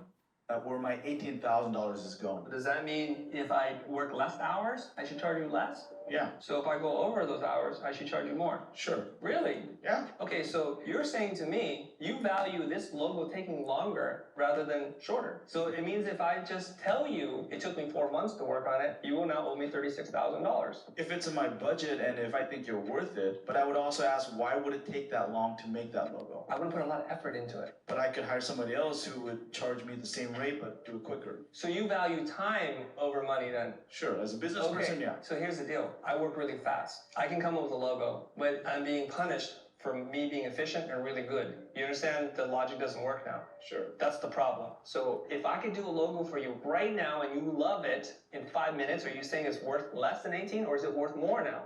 It's worth more. So charging by the hour punishes me for being good. All right, That's the video first number one, everybody. Yeah. Hold on to the second video because now you'll see another one and you can vote. Social proof is the new CV. Yeah. I know, roll your eyes. I know, but it's the real thing. Because like when you say like you're an entertaining thought influencer leader and then you have like 4 followers, like, are you? Really? Because you're not making fudge your own CV. Because everybody does. The value of that is decreasing. And I know people that are within my broader circle of friends who wrote that they went to Stanford 1 semester. That's kind of deceptive, you guys. But most people don't look past it. So we all have this feeling now. The CVs, you can write whatever you want because no one's really checking that. But it's hard to fake this part. It's not impossible, but it's harder to fake the social proof. That's why it's carrying more weight these days. Because there's safety in numbers. So when a lot of people rate a movie, a restaurant, or a car dealership, or a book, or a product on Amazon, we tend to just buy it. These days, I don't even read any more reviews. I just... Okay. So if the audience wants a second, they can push pause. So you can hit pause right now and lock in your answer by commenting 1 for the first video if you think you got more views, or number 2 if you think the second video got more views. Okay, so the first video... Are you using this in a presentation? The first video, 50 million views. Yes. The second video, 9,100. Now, this is, again, why we do this exercise, because you're using the same format. And it's you, but there's a massive difference, 50 million versus 9,100, because as we were talking earlier, most people would just see you in that 50 million view video and be like, oh, I know what he's doing. I'm gonna get some people in a room and I'm just gonna talk and educate and I'm gonna go viral. So what's the big difference? So we have these things that are called performance drivers. Now, typically, so we have a list of like 21 different performance drivers that we look at. And for this exercise, I'm just going to break down 1 for each one. But when we look at a format, we're typically looking at like 3 to 5. So what's the big performance driver here? It's the perspective shift that's happening. Is, charging by the hour, the high performer, you're really transforming the viewer's perspective. You're challenging their assumptions, there's unexpected insights, and you're really prompting the viewer to rethink how they value themselves at a core level. Versus the other one, there's not really that massive perspective shift. There's a lot of, I'm not gonna say it's like all the time, but like I've heard, and most people heard, like your resume doesn't matter as much. There's not a lot of new information that challenges the viewer. And another thing is, like, we know what CV is, but if you're talking about 50 million people, I would say more than 50% don't know what the term CV is. So that just terminology there can turn off a big portion of the audience. So that's just a slight perspective shift. Want to do another one? Yeah, I'd love to have you go through another one. Okay, so again, 2 videos, and pause it after we watch both and put down your answer in the comment to see if you get the right one. You guys buy bottled water, right? Where do you buy the bottled water from? At the gas station. And how did the gas station get the bottled water? A distributor. Where did the water company get the water from? Bottled at the source. Yeah. And where did the source get it from? From the sky. I mean, you wouldn't want to do it, but you can hike over to the lake or the creek, take up a bunch of buckets and scoop it up. And that's what people have to do in developing countries. And that's why when the cost of the bottled water is less than you asking God for the water, you will buy it. It's called the handoff tax. Every time something touches another hand, they have to make a little bit of money. And we creative people forget that there's a whole supply chain creates value each time you go up the supply chain. Because we can actually be God. We come up with ideas. We can plant the seeds, like lay out the vector. We can be the farmer and assemble that with images on a page. We can do the coding to develop the website, so we just sell it for one price. This is a big difference between the entrepreneurial mindset and the solopreneur freelancer mindset. And when you understand this, you're gonna approach this in a whole different way. Okay. We'll call that video 3, everybody, so we're not confused. We'll call that video 3, number 3, if you think that's it, but wait till you watch the second video. We're showing up to blend into being average. In Jungian ideology, the ego regulates between the shadow self, the things that you have anxiety, that makes you nervous, that makes you feel some sense of shame or guilt, and the persona, who you show up in the world to be accepted. Most of us live in the persona and we don't even know it. We pursue a professional career because someone told us that's what you do to be accepted. As social creatures, we need to feel connected to other humans. We've gotten really good at blending in, being quote unquote normal. If you look up in the dictionary the word normal, it kind of means average. So we're okay saying, I want to be normal. I don't think we're okay with saying, I want to be average. This seems counterintuitive if you want to build any kind of social media following, if you want to be any kind of thought leader. In fact, to be a thought leader, you have to be a contrarian. You have to go against what everybody believes. You have to find like where everyone goes this way, you're going to go this way, but you have to be right. And that's the difficult part. Okay, so we'll call that video 4. So video 3, if you think got more views, type in the number 3. And if you think the second video 4, got more views, type in the number 4. And I'm sure Brendan's about to reveal the answer in about 2 seconds. Okay, so video 3, 1.9 million views. Video 4, 7,100 views. Again, just to kind of solidify the point, this is why we do the analysis, is because it's the same format. Obviously, it's you, but massive difference in performance. So this time around, we're going to look at a performance driver called work to wow ratio. So what that means is how hard do we have to work to get the information or that aha moment? And again, remember, like our subconscious is trained to be professional content consumers. Like you have seconds before the subconscious is like, we're going to move on. So the amount of effort that you have to put in dictates how long you're actually going to watch. So if we look at that high performer from a work to wow ratio, there is a very clear insight. There's a logical flow to it. You do an amazing job. This is one of my favorite videos that you've done for viewers to kind of absorb the information. We don't have to overthink it because you lay it out so brilliantly, like step by step. And the other thing is you are breaking down a pretty complex topic like supply chain, and it went viral. So when we're talking about things that are not sexy or interesting, supply chain's not on the top of the list. But because you break down this complex topic in a simple way with this entrepreneur mindset and using this analogy and visual diagram, it helps us as viewers understand what you're trying to convey to us in a very simplistic way. Versus are you blending in? The explanation, it kind of rambles on. We kind of just get thrown into the beginning of it without a lot of I blame the editors, by the way. And it could be. No, I'm just messing around. The visuals, you can't really see the visuals on the board. It's kind of distracting in a way. We're like, should we be paying attention to that whiteboard or not? And the main point is lost about halfway through. And we're feeling like we get left behind. And one thing we know is once the subconscious feels like it's being left behind, it's just going to move on to the next video. So there's also a lack of a clear promise of value in the hook that we have here. And there's not kind of like this massive perspective shift with the hook that happens. Okay. One more? My ego can barely handle it, but yes. Let's do one more. We are killing it. Yes, we are totally killing it. We just watched a 50 million view video. How many people can say they have 50 million views on a video? We have more. Yeah, let's do it. Okay. So again, this will be 5 and 6. Yep, 5 and 6. We're going to talk about how to find and do work that you love. Let me introduce you to this concept. It's called Ikigai, and it means thing that you live for. And it's broken down into 4 circles like this. And it talks about what do you love? What does the world need? What do you get paid money for? And what are you good at? So what happens if you love something and the world needs this? This is considered a mission. Now, if you're good at something and you love it, but you don't get paid for it, that would be considered your passion. And if you're good at it and you're paid for it, that's called your profession, a job.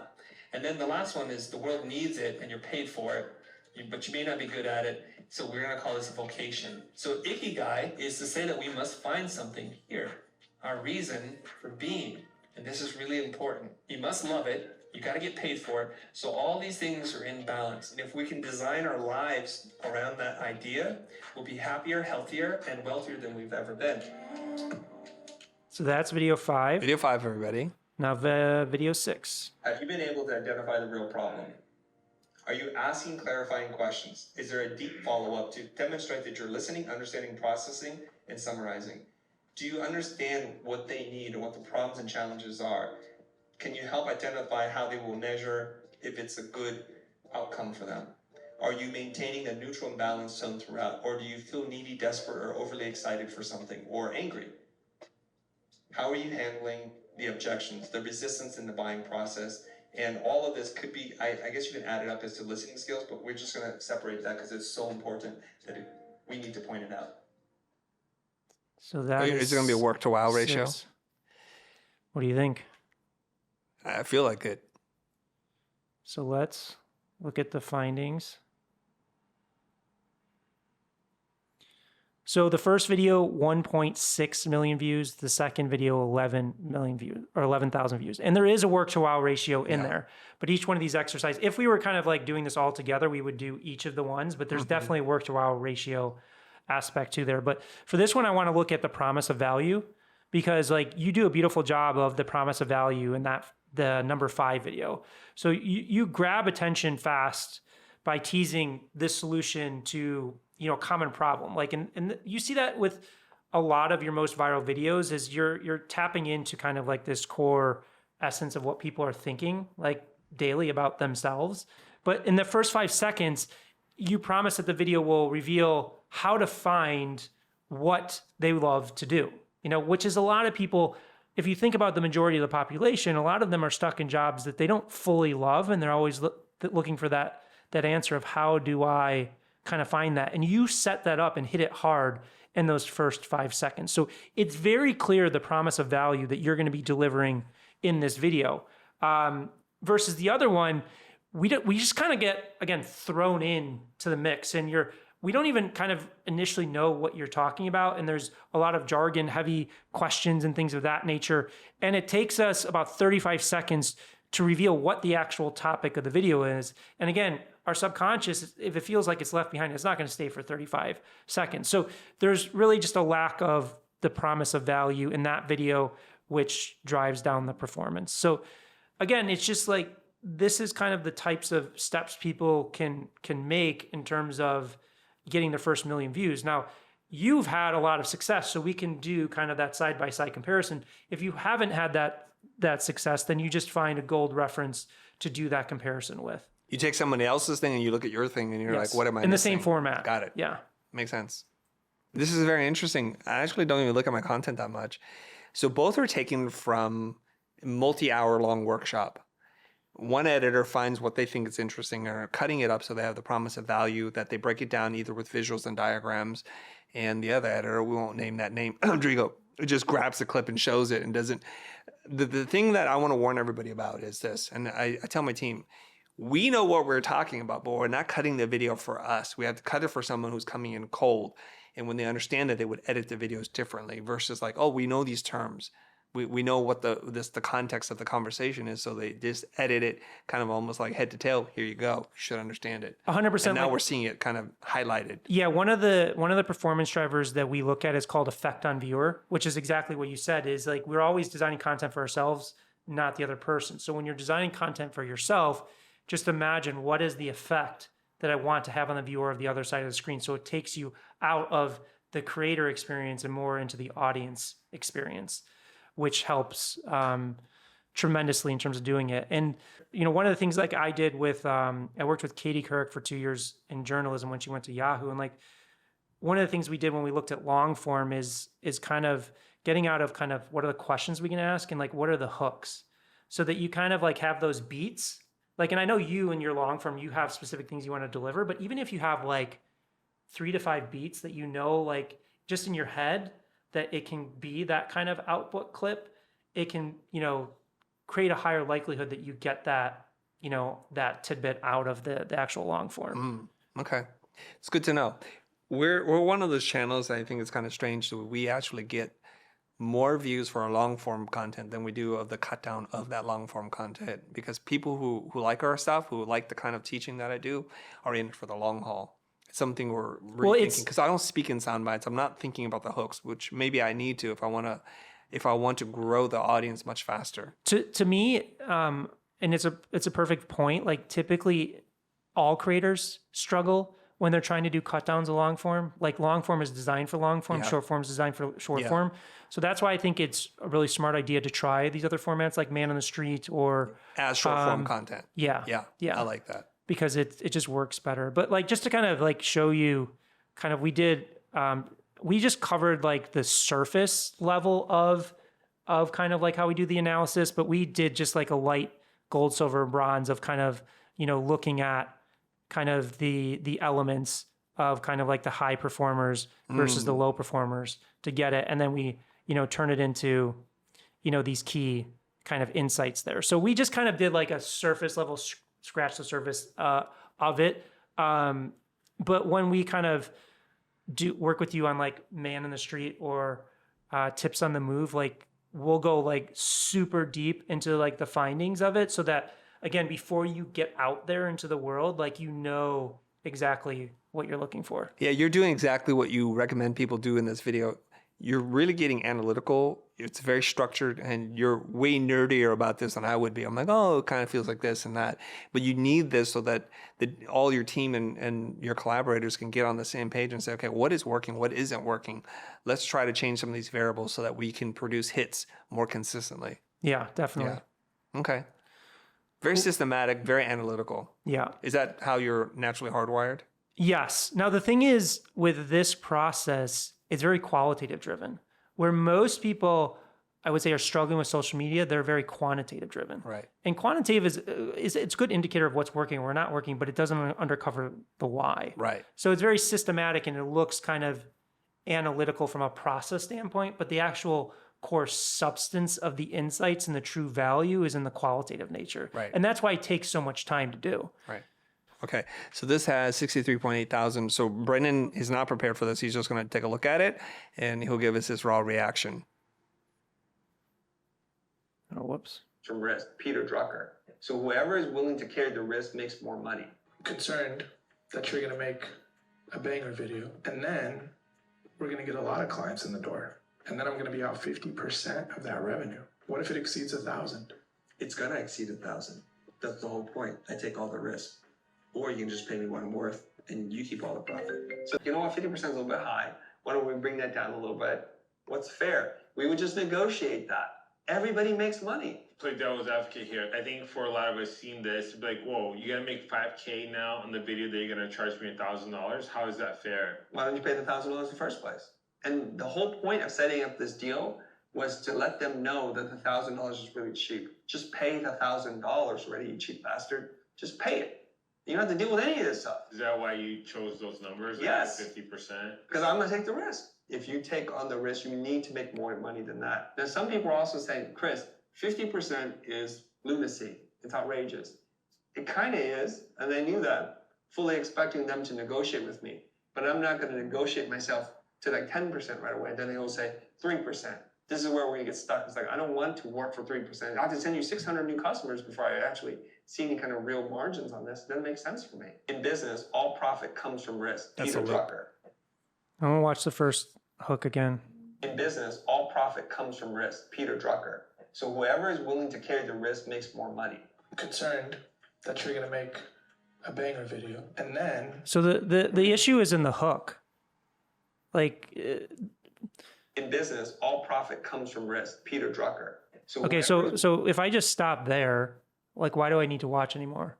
I already know, like, even though you have a unique perspective, like, one of the things that drives performance is if I feel like I've already heard the same thing before, I'm going to move on to the next one. So if I just listen to that, I'm like, oh, well, I already know that. Like, I need to do risk in business. I've heard that 1,000 times. So that's the first challenge. And then the second time, if we go from the hook into that clip, there's no context switching into it. So if we just watch again. It's pretty raw. Profit comes from risk. Peter Drucker. So whoever is willing to carry the risk makes more money.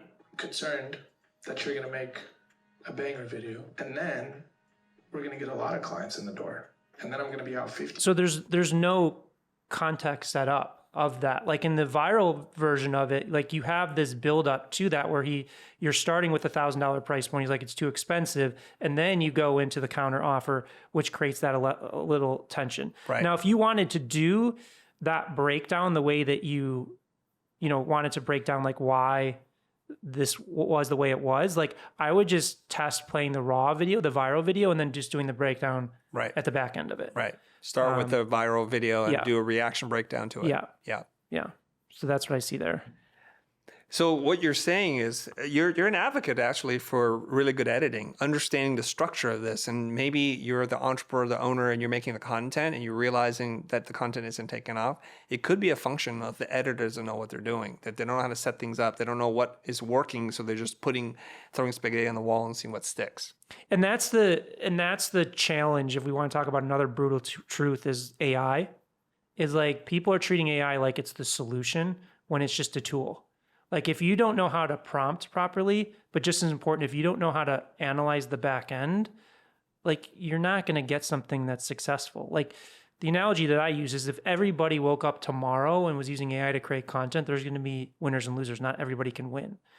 But like the biggest piece of advice that I could give is like, you've got to understand storytelling structures, like understand how and why stories work. Like without that fundamental understanding, like you just said, you're throwing spaghetti at the wall, which is what most people are doing. And that's why they think virality is pure luck, because you are playing the lottery that way. And the challenge is even if you hit it once or maybe twice, you don't know why.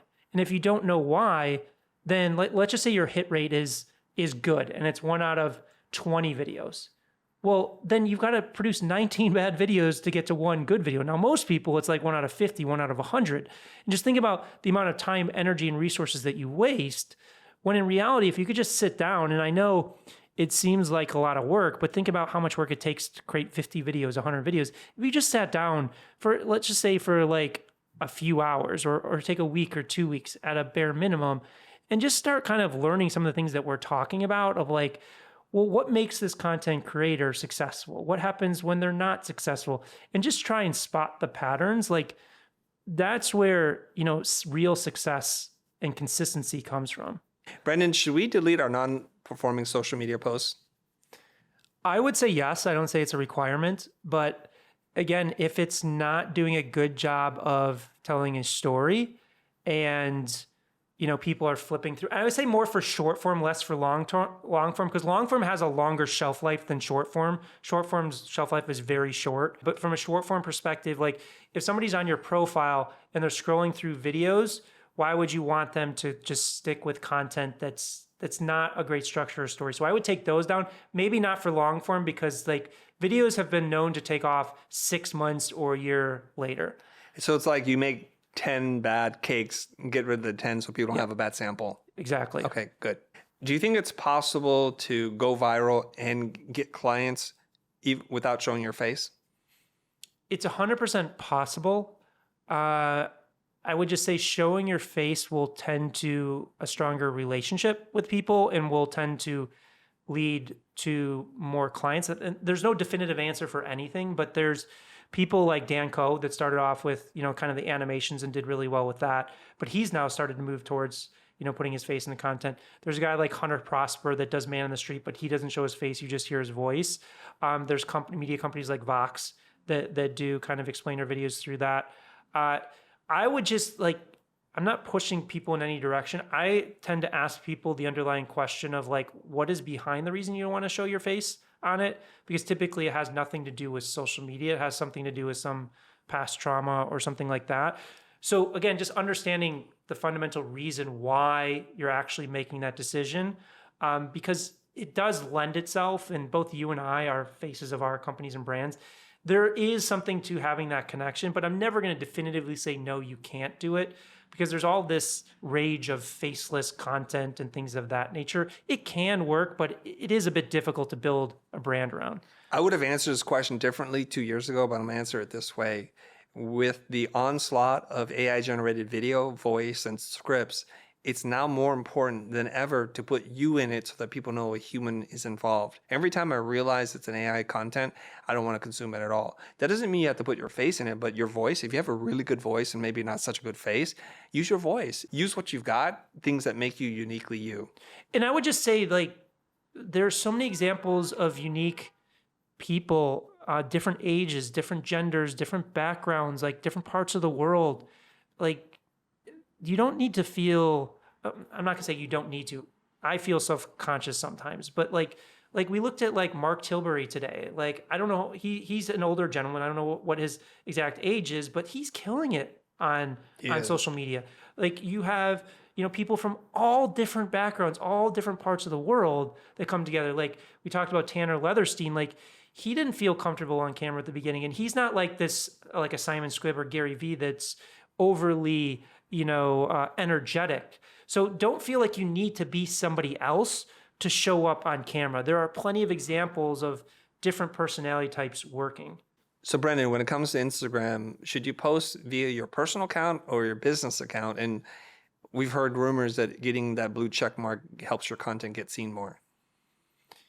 So let's start with the personal versus company account. I mean, we just talked about personal brands typically drive more connection than a company account. I'm not saying it can't. You look at something like Duolingo or Ryanair, where they do an extremely good job with their content, but founder-led businesses, and oftentimes you look at like an Elon Musk or like these founders that have far more of an audience on social than the company does, because it's easier to make that initial connection. It just depends on like, what are the resources that you have? If you have the resources and team, then do both. But if you have to choose between one and you feel comfortable being on camera, I would do it through a personal brand rather than a company brand initially to build the traction. Once you build the traction, then you can redirect that traffic to your company account. In terms of the blue check mark, let's just say there's a lot of information that says that. I don't know that I fully buy into that. Like, I think that the reality is these platforms are going to favor the best stories and the best content creators. And why would they suppress a piece of content just because there's an associated blue check mark with it? Now, maybe it's easier to build trust. Like if you're a great storyteller with it, if you can afford it, it's not that expensive. I don't know how much it is now, $10 a month, $20 a month. It's not super expensive. Like if you can afford it, I would do it, but I'm not going to say it's a requirement by any means. Do you have it? On Instagram, I do. Okay. Yeah. So you made But there's no free wins. No, but I got verified before. Oh, you got it. So you didn't pay for it? No. I was verified. Humble brag. I got you. No, but it was verified before they offered it. If I didn't have it and offered, like on Twitter, I did it. I did on Twitter too for some reason. Yeah. But I won't do it on Instagram. Yeah. But it's like, there's no free wins. Like just because you have a blue check mark doesn't mean your content's going to perform. Right. Just means you paid for it. Yeah. Okay. Here's your last question. How do we get out of our own algorithm to learn more about what we need to be doing? Because the assumption is the algorithm keeps feeding us the things we're consuming. And that's true to a degree, I believe. So there's two ways you can do it. Is you just change your search behavior in content. And all of these platforms have search based functions. And once you start searching for content, it'll start seeding you more of that. If you don't want to mess with your personal feed, then you can open up new accounts. You can go like in an incognito window in Chrome or another browser and just create a brand new account just for specifically researching content. So it's pretty simple and straightforward. It's just kind of the decision of how you want to do it. Do you want to do it through your personal account or just open a new account to do it? All right, super. Thanks for answering those questions, Brendan. Yeah, my pleasure. Maybe next time we'll roast you. Let's do it. We'll focus on You can design. roast me about pricing and business and design. We'll do it about design. I looked at the spreadsheet in the keynote. I want to go to your webinar and be that guy that creates attention. So next time you're doing a workshop, No, that would be great, actually. Let's do it. Yeah, I'm surprised we have not done anything somewhere in the world where I'm traveling to and I'm available. We should do a partnership together. We should do a workshop together. Why not? Yeah. Let's put that in the books. Yeah. Because you're fulfilling the promise that was made, I think, the last time we recorded in LA, where you're like, hey, I'll help you. I'll break it down for you. And so here we are. Yeah. Right? The man has follow through. What can I say? If you want to take action on this, find your format, one with millions of views, and try and replicate that format with your own voice, your own originality. And to Chris's advice, find a format in a different industry or sector. And if you put the link to that video with millions of views from another creator using that format, and your video will break down, even if it's not successful, or even if it is successful, we'll break down the difference between the two. Great.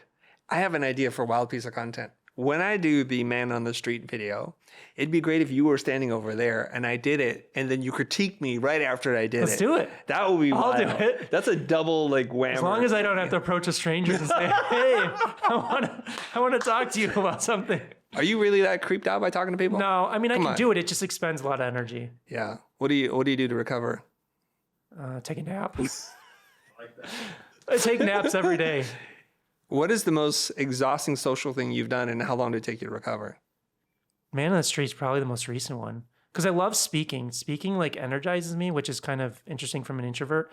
I don't like going to events where I don't know people or people don't know me. Same. That's exhausting. Same. Like if I love like interacting with people if they want to come up, but I'm not like the person that like goes up and starts Right. speaking. So So I'll give you an example. Yeah. So we were talking about the event that I was at, and they put us on like this yacht party, and it was like 7 hours long, and we were out at sea. Oh, you couldn't escape. I couldn't escape. Like, you want to know a funny story about it? So like, I don't know if you've been to Miami, right? Yeah. So you know how like they have all these bridges that have to come up with the big boats?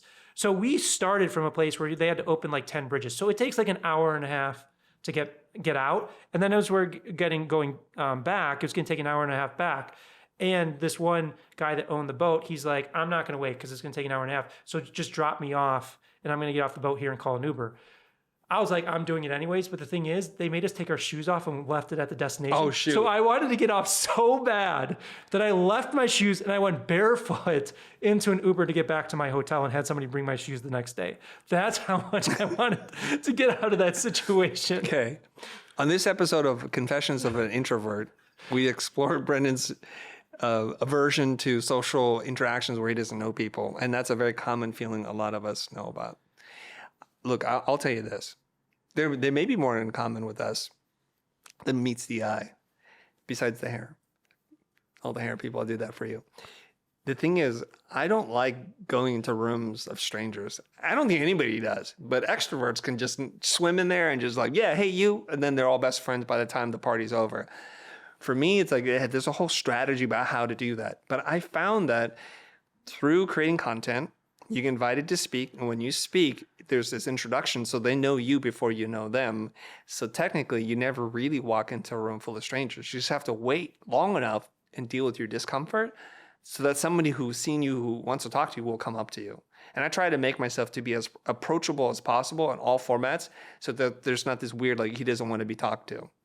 100%. And I think that's also just like the underlying reason why we build personal brands. Because I've built businesses where you actually have to go out and knock on doors and like, not literally knock on doors, but you have to go out and seek out the business versus the business coming to you. Right. And that's why I invested in a personal brand, is because I just know my personality and I don't want to be that person banging on doors. And like, I wanted always to have an influx of people wanting to work with us because it takes so much time and energy to do it the other way.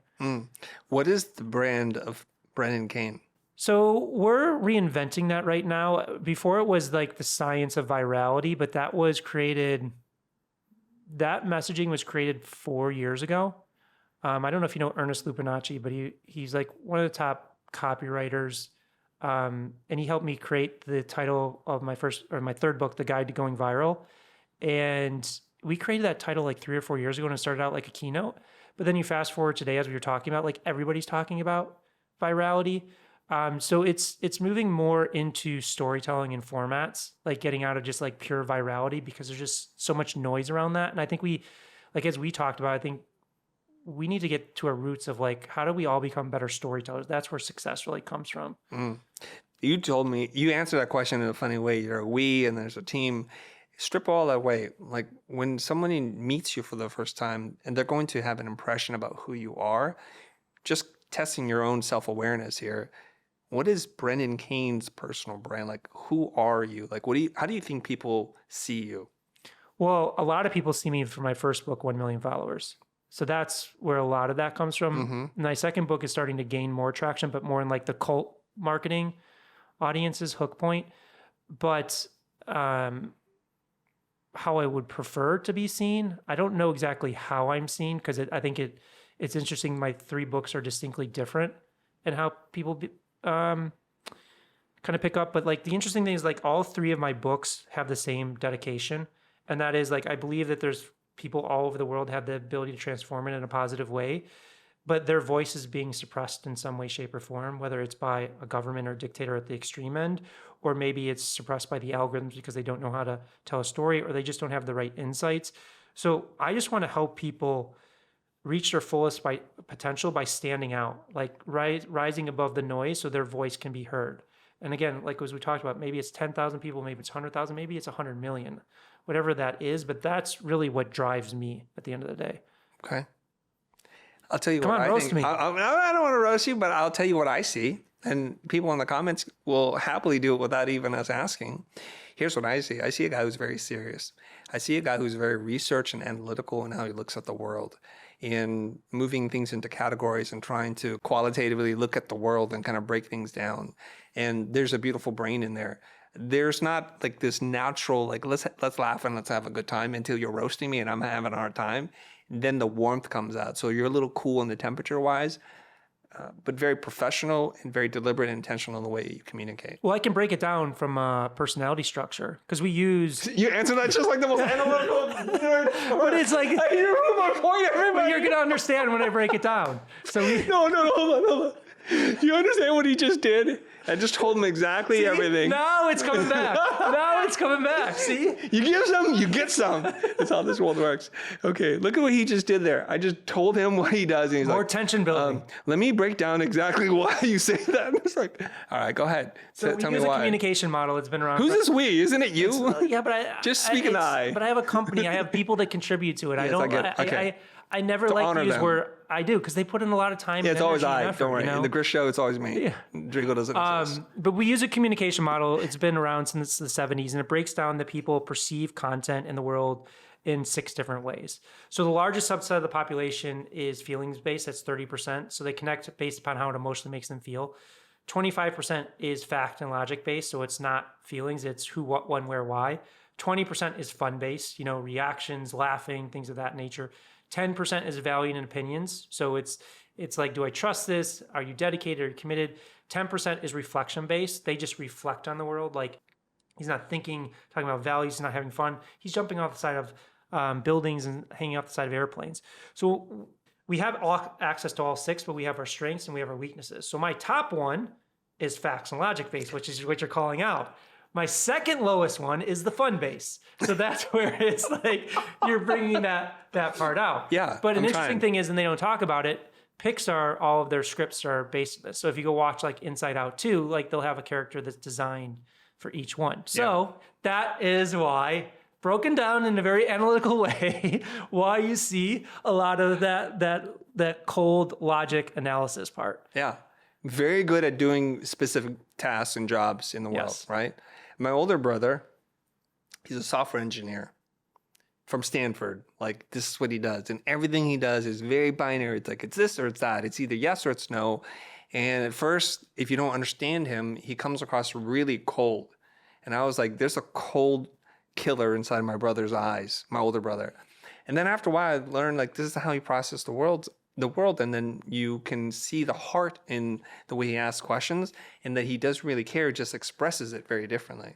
And that's where a lot of conflict in the world comes from, is you don't understand that people perceive the world in different ways. You could be saying the exact same thing, but it's like you're completely disconnecting because you're saying it in a different way. Yeah, and I think all of us live on this massive spectrum of emotions all the way and just pure logic on the other side and somewhere in between. Yeah. And to share a little personal note with you, I was talking to my therapist many years ago, and she goes, "Are you a fan of Star Trek?" And I'm like, "Yes." She says, which character do you most identify with? I'm like, "I aspired to be Spock." And she goes, "I've never seen or heard anybody describe it like that. Like, you don't see yourself as Spock, but you aspire to be like him." And she thought, what I described as my hero, she thought was such a tragic character, a person struggling to find their humanity, where I was like, Spock always makes the right decision no matter what. And the line, the needs of the many far outweigh the needs of the few. Yeah. And I was like, I aspire to be like that. Definitely. But maybe yours already Spock. So live long, Brendan. Well, I need to get